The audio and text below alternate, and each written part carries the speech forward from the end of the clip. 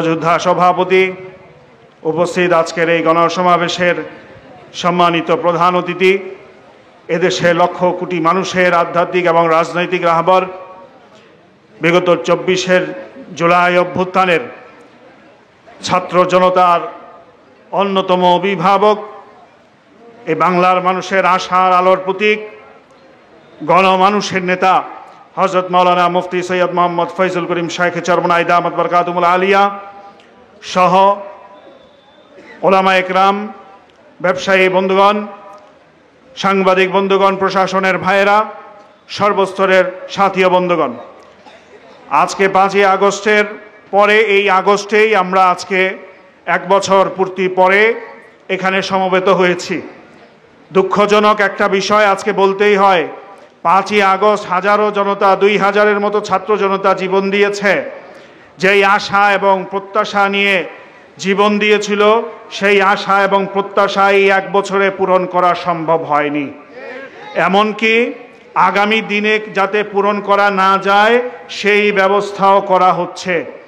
আফসোসের সাথে বলতে হয়, যারা বিগত দিনে এই ছাত্র এবং জনতার আন্দোলনের বিরুদ্ধে, আন্দোলনের যেই দাবিগুলো ছিল সেই দাবিগুলোর বিরুদ্ধে বিগত দিনে যারা দেশ পরিচালনা করেছেন, আজকে তারাই কিছু কিছু কুচক্রী মহলের সহযোগিতা নিয়ে, সাপোর্ট পেয়ে এই দেশের মানুষকে আবারও হারাতে এবং তাদেরকে পরাজিত করার জন্য উঠে পড়ে লেগেছেন। আমরা স্পষ্ট ভাষায় বলছি, এই 5ই আগস্টের গণ অভ্যুত্থান শুধুমাত্র শেখ হাসিনা 16 বছর আর 15 বছরের দুঃশাসনের বিরুদ্ধে এই গণ অভ্যুত্থান হয়নি। এই গণ অভ্যুত্থান হয়েছে বাংলাদেশের জন্ম থেকে নিয়ে আজ পর্যন্ত, 5ই আগস্ট পর্যন্ত যতগুলো অন্যায় হয়েছে, অত্যাচার হয়েছে, নির্যাতন হয়েছে, সবগুলোর বিরুদ্ধে এই গণ অভ্যুত্থান হয়েছিল। এই 53 বছরে যারা সরকার ক্ষমতায় ছিলেন, এই 53 বছরে যারা যেই নীতি এবং আদর্শ নিয়ে দেশ পরিচালনা করেছেন, এই সবাইকে এই দায় নিতে হবে। তাই আপনারা যারা বিগত দিনে বিভিন্ন মতবাদের মাধ্যমে দেশ পরিচালনা করে ব্যর্থ হয়ে আবারও নতুনভাবে স্বপ্ন দেখছেন, আপনাদের হয়তোবা নিজেদের মোড়ক, নিজেদেরকে, নিজেদের আদর্শ এবং নিজেদের বেথর বাহির পরিষ্কার করে আসতে হবে। অন্যথায় 24 আগস্টের অভ্যুত্থানের পরের বাংলাদেশ আর এর আগের বাংলাদেশের জনগণ এবং ভোটার আপনাদেরকে আগামী দিনে কঠিন পরীক্ষার সম্মুখীন করেই ছাড়বে ইনশাআল্লাহ।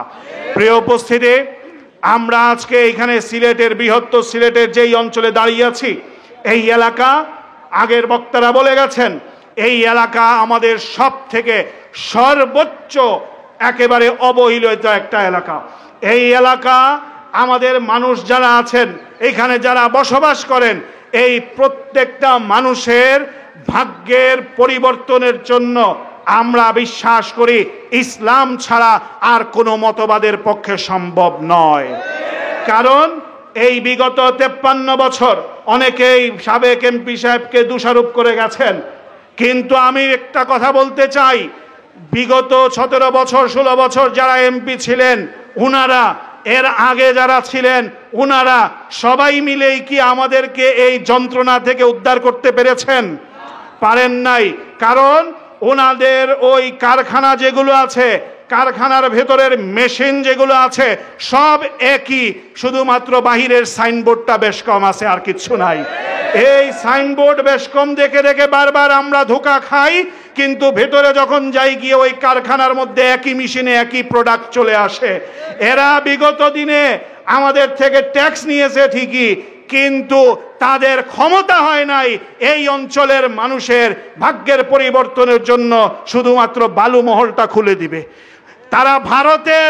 তারা পাশের রাষ্ট্র ভারত, যেই ভারত 47-এ আমাদেরকে সাথে প্রতারণা করে ইংরেজদের সহযোগিতা নিয়ে এই পাহাড়গুলো আমাদের থেকে সরিয়ে নিয়ে গিয়েছিল, সেই প্রতারক ভারতকে সহযোগিতা করার জন্য আমাদের এমপিরা, মন্ত্রীরা উঠে পড়ে লেগেছেন। আমাদের শ্রমিকদের পেটে ভাত নাই, আমার শ্রমিকরা নিজের বাল বাচ্চা নিয়ে বাঁচতে পারে না, সকালে খাইলে রাতে খাওয়ার সুযোগ পায় না, রাতে খেলে সকালে খাওয়ার সুযোগ পায় না, সেই শ্রমিকদের কথা চিন্তা না করে উনারা পরিবেশের দোহাই দিয়ে বালু মহল পাথর মহল বন্ধ করে রাখেন। কোন এমপি সাহেব তো কথা বলেন নাই। কেন কথা বলেন নাই? জানি যদি কথা বলতেন, ওই যে একটা মধ্যনগরে বাড়ি, একটা ঢাকায় বাড়ি, একটা কুমিল্লায় বাড়ি, একটা ঢাকায়, একটা সিলেটে, একটা কানাডায়, এত বাড়ি করতে পারতেন না। আজকে সিলেটের সাদা পাথর নিয়ে কিছু কিছু ভাইয়েরা, কিছু কিছু নেতারা একটা দিকে আঙ্গুল দেওয়ার চেষ্টা করেন। কার দিকে আঙ্গুল দিচ্ছেন বুঝে শুনে দিয়েন।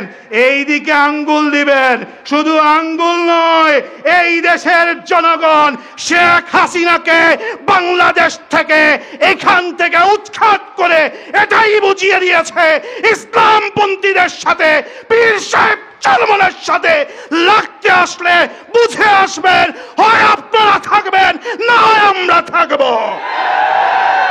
এত সোজা, এত সহজ। আপনারা 2 মাস, 6 মাস, 1 বছরে 3000 কোটি টাকার পাথর গিলে ফেলেছেন। 3000 কোটি টাকার পাথর পেটে ঢুকিয়ে দিয়েছেন। আর এখন এগুলো না বমি করতে পারতেছেন, না কোনোভাবে ফেলতে পারতেছেন। কি করলেন? কিছুটা উচ্ছিষ্ট ওই কিছু সাংবাদিক ভাইদের মধ্যে, আওয়ামী আমলেও কিছুদেরকে আমরা দেখেছি, যারা টাকার গন্ধ শুকলে ন্যায় অন্যায়ের আর ধার ধারে না, ওই সকল সাংবাদিকদেরকে নিয়ে নিউজ করাদের চেষ্টা করছেন। মানুষ বুঝে না। আপনাদেরকে শায়েখে চরমনাই বারবার বলেছেন, ইউনূস সাহেব সহ উপদেষ্টাদেরকে বারবার বলেছেন যে বৈধভাবে এই পাথর মহলগুলো খুলে দেন, কুয়ারিগুলো খুলে দেন। আপনারা কুয়ারিগুলো খুললেন না। আদালত নির্দেশনা দিল এই কুয়ারিগুলো ইজারা দেওয়ার জন্য। আপনারা দীর্ঘদিন টালবাহানা করলেন, করেও আপনারা এগুলো ইজারা দিলেন না। আবার সরকার থেকে আপনারা স্টে অর্ডার করলেন, আবারও আমাদের এই ইজারাগুলো বন্ধ করে দিলেন। আপনারা পাথর মেরে লোক হত্যা করা হয়, ওখানে আপনারা কিছু করতে পারেন না। আপনারা ছিনতাই রুখতে পারেন না, আপনারা চাঁদাবাজি রুখতে পারেন না। আপনারা একটা দলের ভয়ে তটস্থ হয়ে থাকেন সব সময়। আর আপনারা এখন আসছেন পরিবেশ রক্ষা করার জন্য। কোন পরিবেশ? আপনি স্বাস্থ্য উপদেষ্টা, আমাদের পরিবেশ উপদেষ্টা বলেছেন যে এখান থেকে নাকি দেশের 95% পাথর আমদানি করা হয়, আর 5% এখান থেকে আমরা চাহিদা মিটাই। তাহলে এই 5% দরকার নাই। এই 5% পাথরের কি জাতীয় রাজস্বে নাকি কোনো প্রয়োজন নাই। 95% আমদানি করতে পারলে ওই 5% ওনারা আমদানি করতে পারবেন। ভালো কথা, আপনি আমদানি করেন, যাই করেন, যা ইচ্ছা তাই করেন, আমাদের কোনো আপত্তি নাই। আমার বক্তব্য হলো, আমাদের কথা হলো, আপনারা আজকে 1 বছর ক্ষমতায় আছেন, 1 বছরের উপরে আপনারা ক্ষমতায় আছেন। আজকে আমার কোম্পানিগঞ্জের, আজকে সাদা পাথর অঞ্চলের, আজকে জাফলং অঞ্চলের, আজকে তাহিরপুর অঞ্চলের, অর্থাৎ এই যে ছাতক অঞ্চলের যেই এলাকায় বালুমহল আছে, পাথর মহল আছে, ওই এলাকাগুলোর যে সাধারণ শ্রমিকরা আছে, ওই সাধারণ শ্রমিকদের আয় রোজগারের জন্য আপনারা কি করেছেন? যারা সাধারণ ব্যবসায়ী আছে, আপনাদের ছত্রছায়ায় যারা যাইতে পারে না, যারা ওই আগামী বিগত দিনে যারা ব্যর্থ সরকার পরিচালনা করেছেন, আগামীতে যারা আসার জন্য স্বপ্ন দেখছেন, তাদের কাছে যেই সব ব্যবসায়ী যাইতে পারে না, ওই সকল ব্যবসায়ীদের জন্য আপনারা কি করেছেন?